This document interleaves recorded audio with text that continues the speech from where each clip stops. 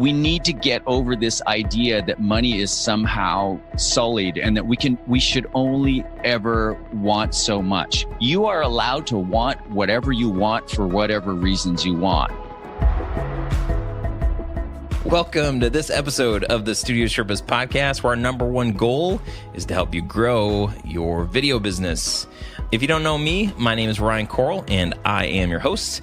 I have my own video production business and team, and my aim, my hope with this show is to invite you into a greater community of filmmakers, to inspire you to charge what you're worth and ultimately create a business that doesn't just survive, but thrives. This episode of the podcast is brought to you by Video Business Academy, the tools, training, community, and accountability that you need to build your video business. Go to studiosherpas.com/academy to find out more. All right, I wish somebody was here with a camera. My phone is charging. I'm at home. I just grabbed like some audio gear because I knew I ran out of time at work. And I have to get this intro and outro recorded and sent over to Jeremy and the team tonight. And school is supposed to be canceled tomorrow, which means there's going to be a lot of snow. So I just wasn't sure how easy it was going to be for me to get to work. We put the kids down. My wife's in the living room with a beautiful fire going. And I had to find a quiet place to record this part of the show. And I'm sitting in our laundry room on the floor with my laptop open, cables strewn all about. Strewn did? I don't know. Somehow I'm gonna have to get a picture. Oh yeah, and the best part is the thing that I hold the boom stand for the podcast mic. It's a mess. It is like I'm holding this arm that has an extension. Yeah, just laugh with me. It's embarrassing, but the lengths I go for this show, I am committed. I'm all in. Well, you guys, you know that I love business. I love figuring out how to run a better business. I am constantly reading books telling you that you should read them too. I love reading articles, watching videos, going to workshops, talking to other business owners and entrepreneurs, anything that I can do to grow my business. This has just been an addiction of mine since I started this video business 15 years ago. I love it.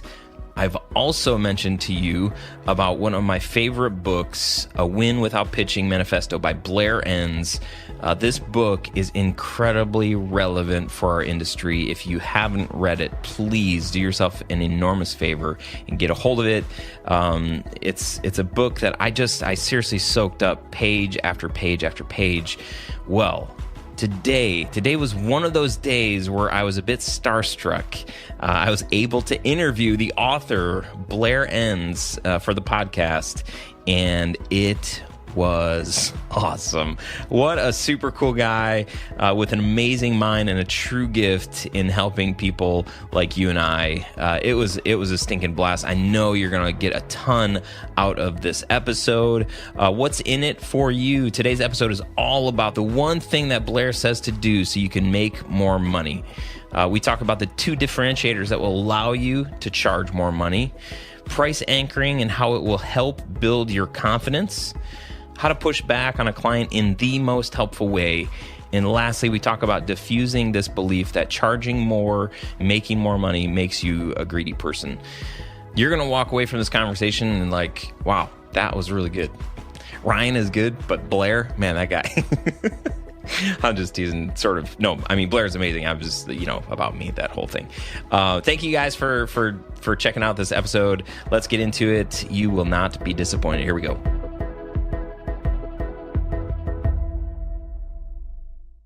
Hey guys, welcome to the Studio Sherpas podcast, where we help you grow your video business. My name is Ryan Coral, and today we are with Blair Enns. Blair is CEO of Win Without Pitching, the sales training organization for creative professionals. He is the author of my most highlighted book, besides my Bible, the most highlighted book that I own. The Win Without Pitching Manifesto and Pricing Creativity, a guide to profit beyond the billable hour. Blair, you are like, I'm a little like, oh man, I need to ask for your autograph. I'm so happy that you're here. Welcome to the show. Oh, thank you, Ryan. It's really my pleasure to be here. Well, cool. Well, so you have had a profound impact on the world of the entrepreneur, the creative, who I would say, I think it's fair to say, who has not valued themselves enough. Is that safe to say? Yeah, but the impact, I'll leave that for others to say. But yeah, that's definitely the audience. I think our business, Win Without Pitching, is as you said, it's sales training for creative professionals. But I always think of, and I think it's a good marketing exercise to do this, to think of your audience as one person. Mm. And I always imagine one person, a solo artist who's like I usually imagine it's a woman, it can be a man. I wrote an article on this. It's called "There's a Woman, I See Her Clearly." So here's a woman who's a creator. She's put on this earth to create, and she feels like it's her gift or her calling. And she decides to go into business, running a design firm, whether it's design, video, whatever the medium is. But she makes her calling her enterprise. And she never really signed up for the business part of it. And in particular, the selling part. She's never really understood selling. It felt a little bit unseemly to her. So I just imagine her standing in front of a client or a prospective client. And she is this person whose gifts I think are among the most valued on the planet.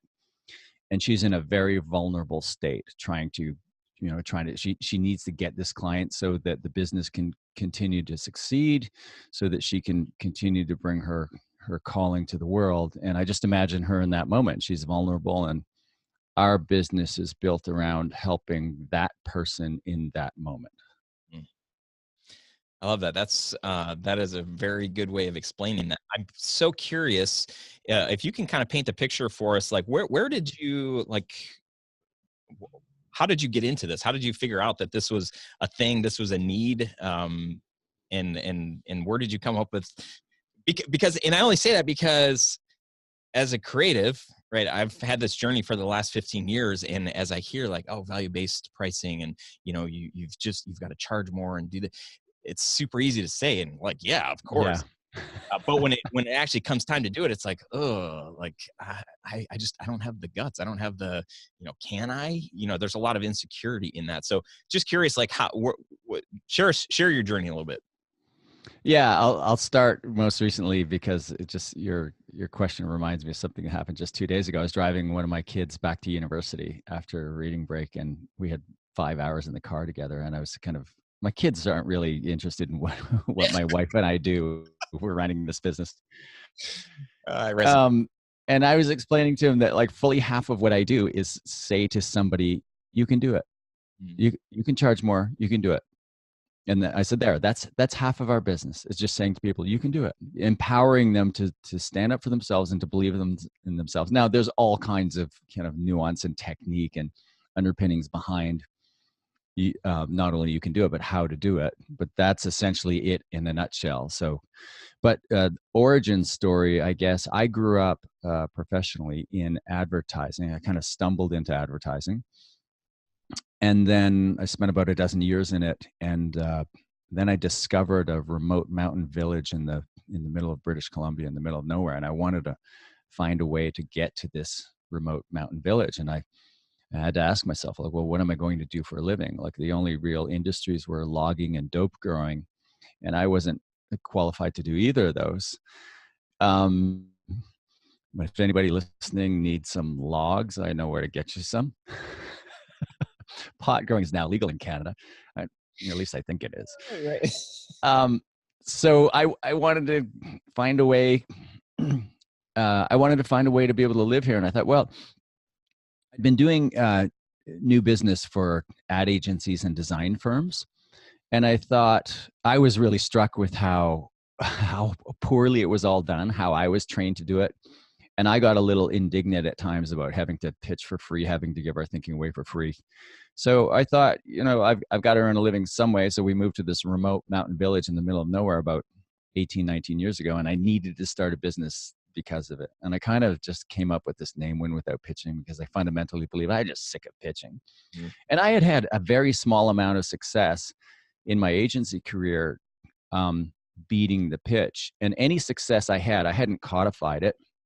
But most of it was born out of just frustration and indignation, me learning to say no. And then it really wasn't, I only had a few months, maybe less than 2 years experience at applying some of what I would now see as the principles of how to do this. And I formalized most of it when I became a consultant, which is working with clients.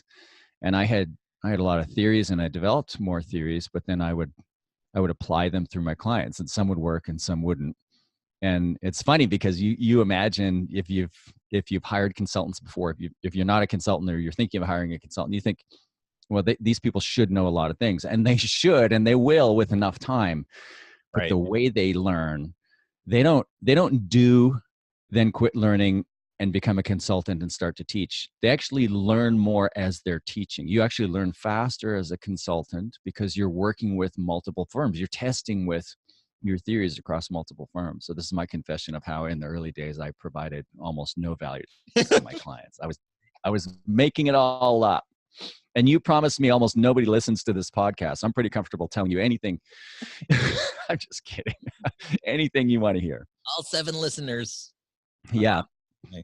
My wife doesn't even listen to my podcast, so I don't know. Oh man, that's really good. So I think one of my struggles has been, at least for many years, was like, okay, this idea of charging more money. I remember early on in my career, I went to a little workshop, and the guy speaking was like, okay, I'm going to tell everybody to do something here. This will change your business. It will work, but nobody's going to do it. And we're like, what is it? Because I'll do it. And he's like, double your prices. And yeah. Like, everybody in the room was like, you're stupid. Like, that's not going to work. And he's like, okay, so I know nobody's going to do it. So here's what you do. He kind of painted this picture of, every time you book a job, increase your price $300 until you get to that spot where like you're not booking anybody anymore, and then maybe dial it back a little bit. And I was like, okay, I can do that. I don't have the guts to, because I feel like the idea behind charging more and saying like, hey, this is the value that we're bringing. If I've got somebody on the phone that called me, I feel like they're interested in me. So there's this like tension of like wanting to charge what I'm worth, but at the same time like wanting to make sure I also get the job. So whatever that means in the end, like we'll come down on our price, whatever we need to do. And I know that's a struggle for a lot of people. How do you speak into that? Yeah, it's a big question. And I like that story of a consultant telling you to charge more. So I was a consultant for a few years. And then in 2013, we I'm going to use a word I don't like to use. We pivoted Win Without Pitching from a consulting company to a training company. And I scaled up and hired people. And if you're in our training program, we have this thing called the weekly focus call, where it's just a 15 or 20 minute recorded phone call where you listen to with your team. And it's basically, here's one principle that we teach, try to apply it this week. And the very first weekly focus call I record, I don't do them anymore. Our director of coaching, Shannon Lee, does them, but I did them for the first year or so. And the very first one I did was just, okay, double your price. Here's what I want you to do this week, double your price. And I know it's just so easy for the consultant or the trainer to say, double your price, right? It's so easy to give out this advice. So I give it out, and then people come back and go, okay, yeah, we did it, and it worked. Now, not everybody did it, but everybody who did it in that moment, got the higher price that they had put forward. And I'll also say that since my last book, Pricing Creativity, A Guide to Profit Beyond the Billable Hour, it came out in January of 2018. And I've had a lot of feedback from people sharing stories about the successes or failures that they've had with the book, mostly successes. The most common feedback I've received is people say, okay, I've used the format. I put forward a 3-option, 1-page proposal, and I led with a high anchor, a very ridiculously high price that was multiples of what we've previously charged. And the client immediately took the most expensive option. That is by far the most common piece of feedback I have had.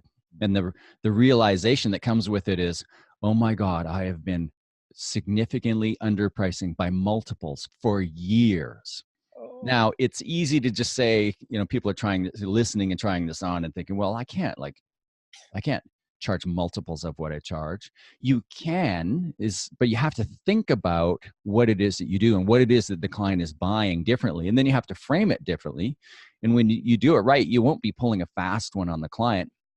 You'll actually be creating more value for the client, and you'll have them kind of willingly pay you more because you're not thinking about the engagement differently, even though your cost might be no greater or even less. All right. So how do you do it? How do you charge more? Yeah. I mean, yeah. Tell us what's the secret? Well, I mean, first you begin with believing that you're worth more, right? So I can say, like, we work with creative professionals, usually owners of independent creative firms, but I've also had the opportunity to do speeches to large groups of like salespeople outside of our space, and I've worked with firms where they have multiple salespeople selling the same thing. And it's really interesting when you look at a business that has multiple salespeople, which isn't any typical creative firm, right? So if you get outside of creative firms, so people are selling ideas and advice, or anything where there's really room to kind of frame and reframe what it is that the client's buying. And you look at the various salespeople, and some salespeople have high close rates, and some have low, and some, but in particular, when you look at the margin, when the salesperson has the ability to set price and affect margin, you see some people just have their gross margin on their deals is way higher than the average salesperson. And so you'll get two people selling the same thing, and one will say, well, it's just like rates and dates. It's a commodity. It's like, I just keep getting beat up on price. And then another person has no problem whatsoever commanding significant profit margin on the deal. And what's the fundamental difference between those two people? Self-esteem. It's really, at the end of the day, you believe you're worth it. Now, that's not a very helpful answer to the people who are listening to this podcast, because if you're struggling with self-esteem, it's probably your parents' fault. Right? Great. So what do you do with that? What do you do with that? If you're suffering from lack of, self-esteem, or self-esteem is essentially at the root of confidence. So it might be just lack of confidence. Your self-esteem is a healthy level, but it's a lack of confidence. Confidence comes with time. As my friend and my podcast co-host, David C. Baker, says, there are two sources of confidence. One is deeply held beliefs. So that speaks to self-esteem. I believe I'm worth it. I believe I will create value for the client. I believe this is fair for them. And the other one is options. So if you are lacking in confidence, you need to do whatever you can to create your options. So you are more likely to charge more when you have lots of money in the bank, right? When you have you're really busy with current clients, yep. When you have a really big pipeline of opportunities and you're not stressing about where the next deal or client is going to come from. When you have options in those forms, and there are some other forms of options, but those are the main ones, then you are at your most confident. You will ask for and get higher prices. You will, if we move back from pricing into selling, you will conduct yourself in the sale the way you really should conduct yourself, like a selective professional expert, not like a vendor. So I would say if you're struggling with confidence, you need to work on options. Wherever possible, increase your options. Mm-hmm. That's really good. It's hilarious because, for us traditionally, winter is typically slower business wise, and it's lived up to its expectations for us here at Tell Studios. And I had a phone call yesterday with an interested client, and I know there's another video company that she has worked with in the past, and just they want a job that we bid pretty high on about 6 months ago, and so we're talking about this new project, and and I am just like with a fine tooth comb. I'm like, man, I feel like we might not get this job with. So I'm in this like spot of like, man, I feel like I need to be kind of aggressive and just add a ton of value and make sure that we get this job. But, like everything inside of me, everything that I've learned from you is sort of like, well, you sure? You sure that's the best way to do it? So I'm like, ah! The very best salespeople, you can't tell what their situation is, the way they're behaving in the sale. You can't tell what their options are. You can't tell how busy. You assume they're really busy. They've got all kinds of opportunities if you don't hire them, and they've got lots of money in the bank. So you assume they're feeling no pressure. And I remember even at the beginning of my consulting career, I would go into opportunities, and it was fairly important that I close a deal so that my children could eat. And I would just tell myself, I'm rich. Money means nothing to me. I don't need this at all. And so the best salespeople, you can't tell based on the way they behave. And I hear so often, not so much these days, but wait till we get a slow economic downturn where a firm isn't performing well. I'll hear a client say, "Oh yeah, I know I should have done what you teach, but I didn't in that moment because of this external condition. And the external condition is the economy is poor, or we just lost a big client, or I don't know how I'm going to make payroll in 2 weeks from now, or whatever it is." And I always say, all of the reasons why you don't do what you should do in the sale, why you don't behave properly, they're all internal. And the external conditions are meaningless, because a big part of the Win Without Pitching approach is saying no from time to time where it makes sense to say no, creating obstacles from time to time for the client to overcome when it makes sense to do so, not for the sake of a power play, but there are times when it makes sense to do so, and pushing back on anything that you don't agree with, the client's understanding of what their problem is, what the solution is, or the path to procuring a solution. And so we can teach that in various formats or various settings, and people nod their head and say, yeah, I get this. And then they'll come back and report back and say, yeah, I didn't do that. I didn't push back. I didn't raise an objection, even though I was thinking it. I didn't, because of whatever external condition, the ones that I mentioned before. And those are the wrong reasons. That's somebody thinks that by saying no to a client in a moment about a specific situation is going to impair their ability to win. They're wrong. Sometimes you have to say no, and no isn't the end if you don't want it to be the end. It's just the beginning of whatever happens next. So two human beings should be able to have a back and forth conversation and say, yeah, with one saying, I'm not sure I agree with that assessment. I'm not sure that's the best path forward. I have some concerns about something you just said. I'd like to talk about it. Like we have these conversations with their children, with their spouses, with their teammates, etc. Why aren't we having them with the client? Because it's a bad economy, or because we really need this deal? So we just nod our head yes when meanwhile we're thinking no. So I hear these external conditions as excuses to go back to what I consider to be bad old behavior all the time, and people don't see that's but it's natural, right? It's human. Like you just said, you just felt that you've got the pressure's on, so you find yourself doing things that you wouldn't otherwise do. And my long rambling point is, the very best salespeople, they will not modify their approach based on external conditions, right? The only meaningful conditions are the internal ones, and that's the conversations you're having with yourself. That's that's really brilliant. I highlighted a couple of sections from the book, Win Without Pitching, and this one speaks right into that. You had said, until we make a brave decision, success will elude us, and we will look at the market and complain about the economy of our clients, all the while knowing that it was us. The problem has always been us and our struggle to focus. And I think that's so good.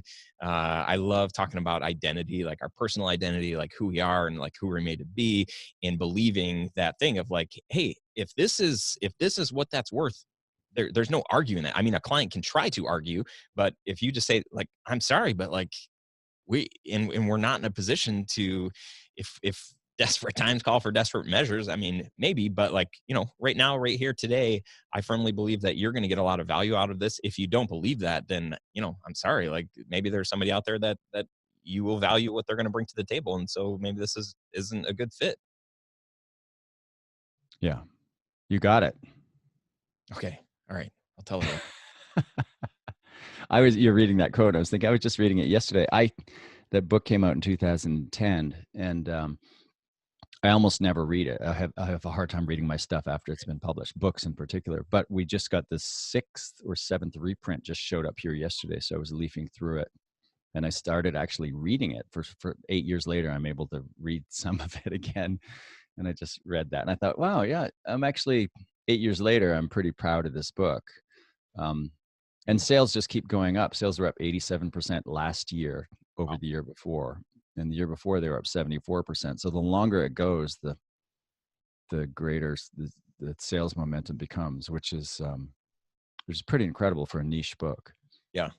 Yeah, it's interesting that you even say that. I'm thinking about like in the video community, we're always sharing with each other how, the piece that we created 3 months ago or 6 months ago or 2 years ago, we look at that stuff and we're just like, oh, like gross. I was curious to hear what you had thought about, picking this thing up all these years later. And it's like, yeah, no, I mean, it's like truth is truth. And that's like, but, bad videos. Well, some things are timely and some things are timeless. And I intentionally wrote a timeless book. I wanted this book to outlast me. I wanted it to be in print long after I'm gone. And I think the signs are that it will be. And I wanted it to be relevant. I wanted you to pick it up and read it and not know when it was written. So there's no real mention of technology in there. When you get into video, some shooting styles will last forever, but the technology is going to change. You can look at the format, you can look at the resolution, you can look at the style, maybe of the cuts, you can look at the visuals, etc. And some of that stuff doesn't, some of it's kind of trendy and doesn't stand the test of time. But then I'm sure you've done work and you can easily think of work that will transcend time. Mm-hmm. And I fully intended to write a book that was timeless. It's even designed to look timeless. I actually don't know what it looks. I have it on the Kindle, so it just looks like. You're going to show it. I hired a designer who's here. It is here. His second business is designing typefaces for Bibles. Oh wow! And I thought, as a book for designers, it's either got to be really well designed or it has to be all about the words. And so we chose to go all about the words. Cool. So I always ask, when people fill out the little form to be on the show, I always ask the question, is there, one thing that you want to talk about? And I just love yours was like, charge more money. I think it was charge more. That was it. And then I love this. I mean, it's like the simplest, and it's like, well, yeah, I mean, obviously if we can, but again, back to the book, there's a quote that says financial strength affords us all kinds of options in our business, in our personal lives. And I think early on as a creative, right, when I started this business, I felt like, I'm like, oh man, like I can't, I don't want to be rich and famous and, all this stuff. I don't want to make tons and tons of money. I just want to, make great films and move people. But reading this quote, I'm like, oh man, this is good. And, now I have a family and I'm like, okay, like it's okay to like have some money and make some money. So thanks for putting that in the book. Yeah. And in Pricing Creativity, my most recent book, the last chapter, I think it's called The Last Obstacle or The Final Obstacle is You. And I spent a bunch of time addressing people, because I know a lot of creatives who are like this, addressing this idea that, that it's okay to make money. One of the biggest kind of polluting ideas it's not in the world of big business, but it's in the people who stand outside of big business and look at big business, is this idea that business is zero sum. The idea that if I have $1, somebody else has one less. And that's just not the way value is created or the way trade works in the world. If you have $1, there's, you think about what you do and you think about what your friends do for a living. You think everybody, you think of how they earn a living. There are very few businesses left in the world. I mean, there still are some, and there's some massive businesses who make money from hurting others, right? Most people that make money from helping others. So, and the money that you make beyond your salary, the profit that you make, it's a function of taking risk and doing what you do. Those are all, and even the salary, those are, you need to see every dollar you earn as a certificate of appreciation. And I think this is kind of a timely idea, because there's this big kind of eat the rich movement that's going on right now. And I worry about this because, I mean, entrepreneurship, I think, is one of the most, it's risky. You just take all this risk in being an entrepreneur. And then as you employ people, like, is there anything more meaningful in this world? Yeah, there are things a little bit more meaningful than employing people, but it's up there. Yeah. Taking all this risk, being all in all the time on your business, employing people who don't have to share that risk with you, who get a paycheck, who go home at night, who get put food on the table for their kids, creating jobs in a great environment, creating this wonderful culture for people to thrive in.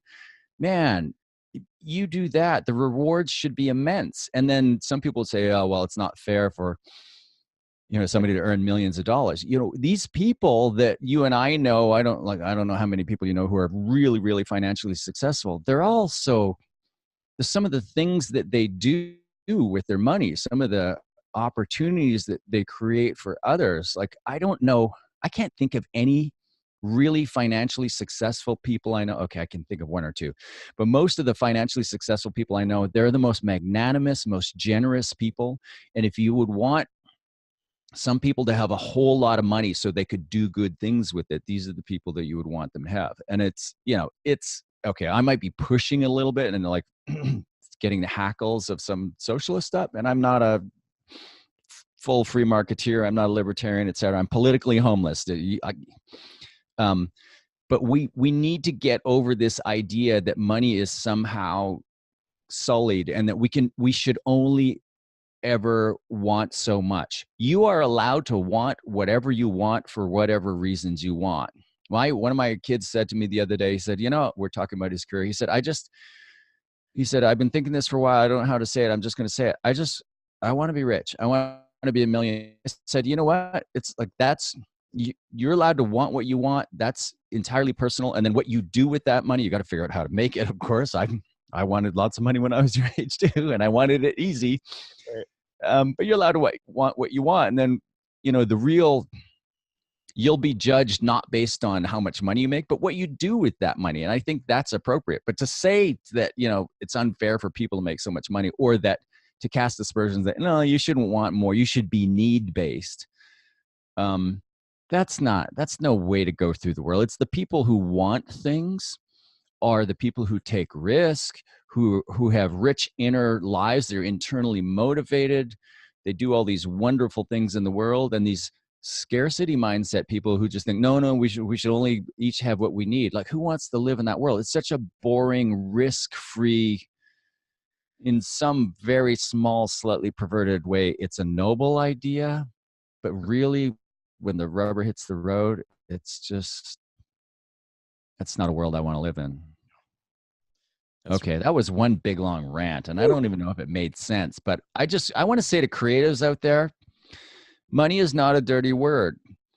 And the Bible doesn't say, and I'm not a religious person, but it does not say money is the root of all evil. It says the love of money is the root of all evil. And it's meant the love of money to the exclusion of other things where you're just chasing money. If you chase fame for the sake of fame, it will elude you. If you chase money for the sake of money, it will elude you.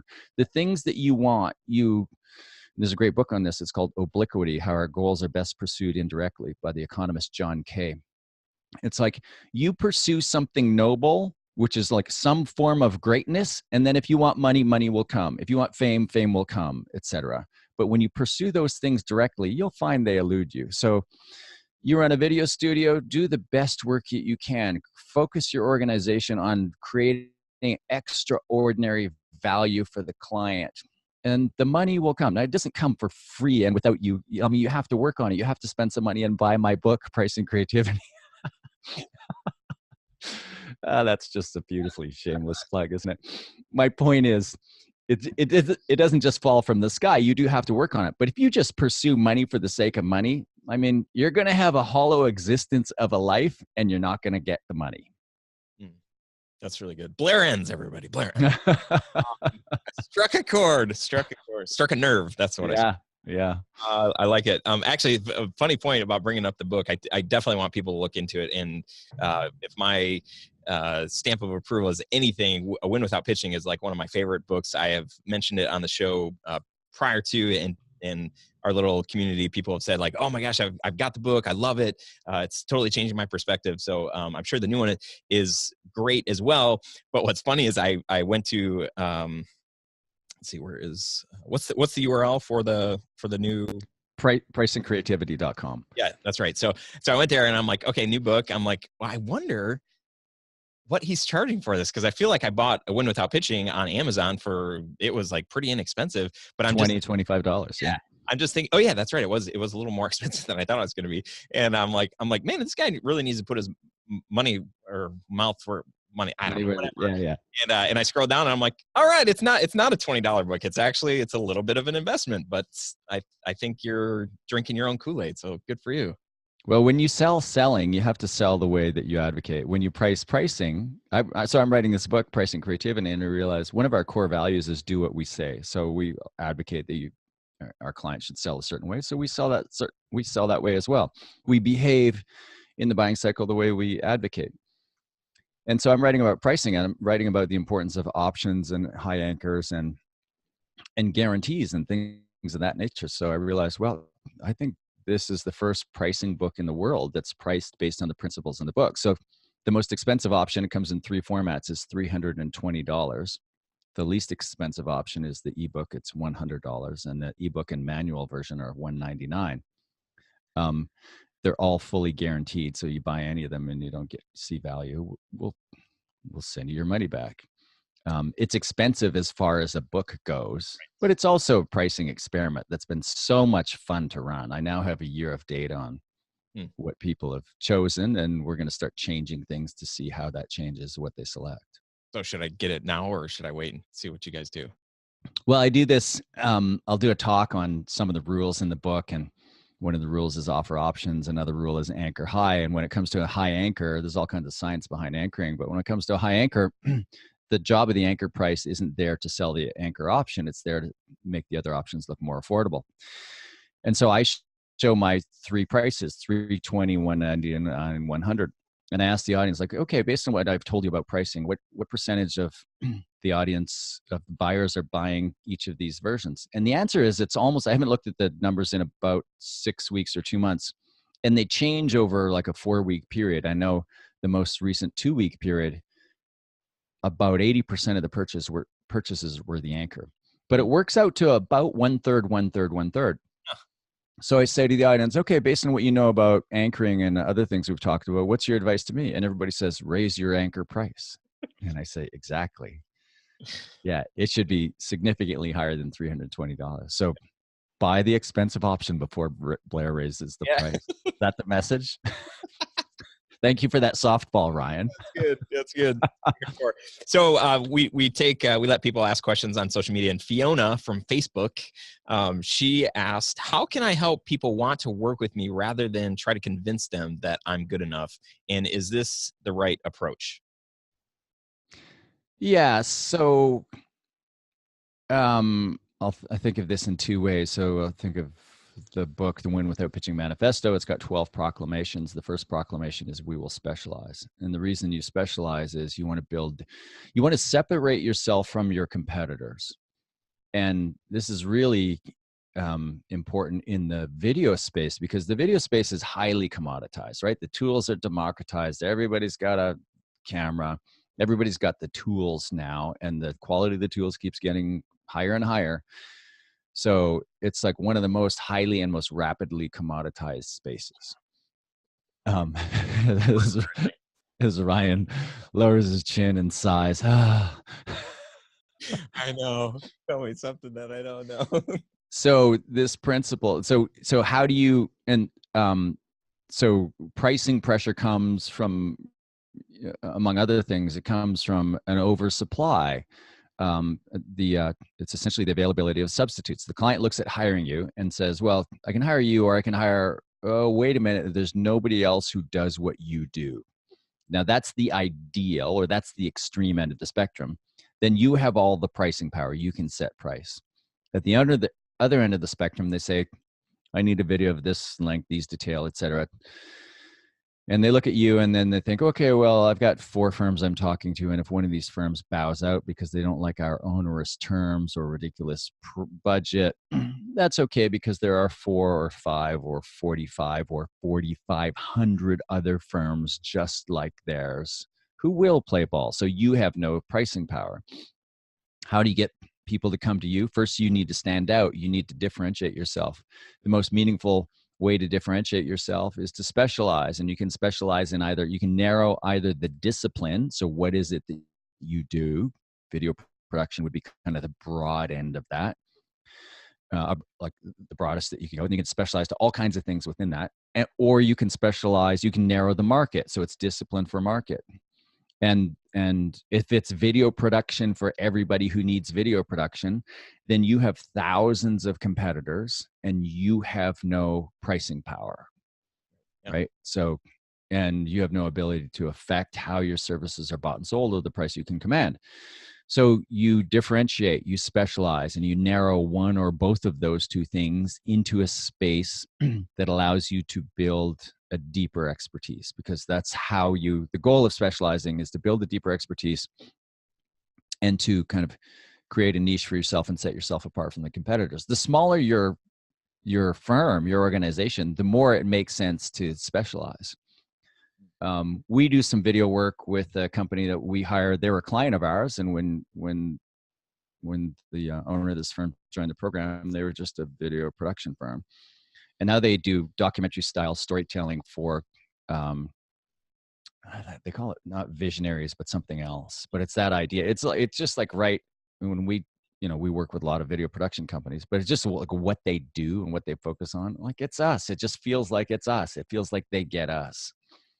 So you need to specialize. You need to find something that you can own, where you take the number of direct competitors from thousands down to like a dozen or so. Yeah, that's great. That's really good. Our business completely changed when I stopped taking orders and saying like, hey, we can do, people call us and need us to show up, shoot, edit, deliver. We do that, but we also consult. Like, if you have an idea, it's half baked, you're not really sure what to do, like, we'll come alongside you and your team and we'll do a workshop with you and we'll come up with a blueprint for this video, so we can help you develop that. Or, hey, like, you need a strategy for your whole video marketing. Guess what? We can do that. Here's how we've helped other people, and we can come in. So for us, that's been a differentiator for us, and that's been super helpful because it really has narrowed the focus. And we're like, wow, there is so much power and value in niching down. And it feels like, well, no, if you're not marketing to everybody, like, then you're losing out on opportunities. But we've just found the inverse of that. So yeah, and you've also hit on something really important. So that approach, the giving the client the option to hire you to advise or to work with their team into where they're essentially paying for a knowledge transfer. You're helping them with the project, and the understanding is you're helping to build skills internally. Some clients really value that and are willing to pay for that, and that allows them to leverage in-house resources that everybody wants to leverage. Right? They've got some in-house video production capabilities, but they're talking to you. Why are they talking to you? It's either low value commoditized like overflow work, or there's something that you have. It's the high level stuff. It's the director's vision. It's the ability to the overall kind of scoping of the project, or just leading at it creatively at a high level, bringing some sort of vision to the table, creative vision that they don't have internally. And they're looking at, well, should we hire you for, like, is it really worth paying, like, taking the entire project out house? And you're giving them an option to work with you and still leverage internal resources. You keep the high value, high margin work, and you allow them to work they want to work. So we talk about, putting forward options in your proposals, and there's an infinite number of ways to slice and dice the options. But that's a great one. Is option number one is we can do everything for you. Option number 3, the lowest priced option, is you can do it. We'll just direct. We'll lay out the creative vision, strategy, et cetera. Maybe even actually direct the shoot and editing, but at a high level supervisor level. And then the middle option is what I call the Home Depot option, which is you can do it, we can help. Yeah. So they do everything, and beyond just directing, et cetera. Now you can get in there and do even more. Just find a way to kind of increase the knowledge transfer, and you put a price on that knowledge transfer, and you just be clear to the client that if you choose this option, not only are we doing the strategic vision, the high level, et cetera, one of our goals is to increase the skills or capacity of your team. I like it. Yeah, that's really good. So I told you earlier before we started rolling that Chris Doe had been on the show, and he's a big fan. And what was your comment? What did you say? I said, oh, great. I'm going to correct everything Chris had to say. And it's funny. I know Chris, and I think the world of Chris. I love the work that he's doing. And after I said that, I thought that's a comment I would make about my good friend and podcast co-host, David C. Baker. We have this like friendly back and forth. Most people know we're, yeah, I think he would too. I just realized, I think I'm so comfortable with Chris now, even though we've never met face to face. I'm so comfortable with Chris that I can throw out something like that. I'm going to see him in May. We're going to do a live stream thing together, and then I'm sure he's going to have some barbs ready for me. No, I love Chris. I love the work he's doing. He's had a massive impact all over the world. Yeah, it's true. Bringing business acumen to young creatives. I mean, it's fantastic work. Yeah, it is. It is really, really good. So I will say that between you, Chris, and really between you and Chris, our community has just said like they are just loving this whole new mindset. So thank you for. Thanks for the work that you do and for doing this. It's really, really.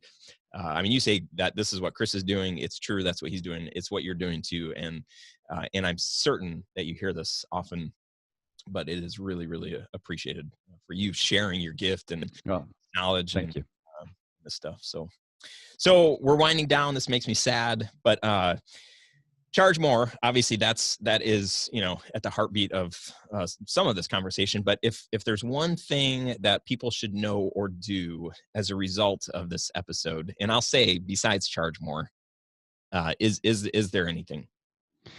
Yeah, I would say, just building on the charge more idea, it's not just a matter of raising your rates. You have to change the way you price. You have to change the way you think about pricing. And we didn't get into much of the details on that, but you can price and sell inputs of time and materials, outputs of the deliverables, or the outcomes of the value that you create. Now, that's just a starting point. That idea, take that idea, explore it further, read what you can, watch videos. And Chris has got some free pricing videos on YouTube. I've got videos that come with the expensive version of my book, and I cover it in detail in the book. And then there are other like less expensive pricing books out there where you can learn this stuff. But just think about what it is that you're pricing and selling. And then, once you get your head around that idea that there are different things that you can price and sell, then explore different ways that you can craft your proposals. This final thing I'll say is, you need to let go of the idea that there's one way to price.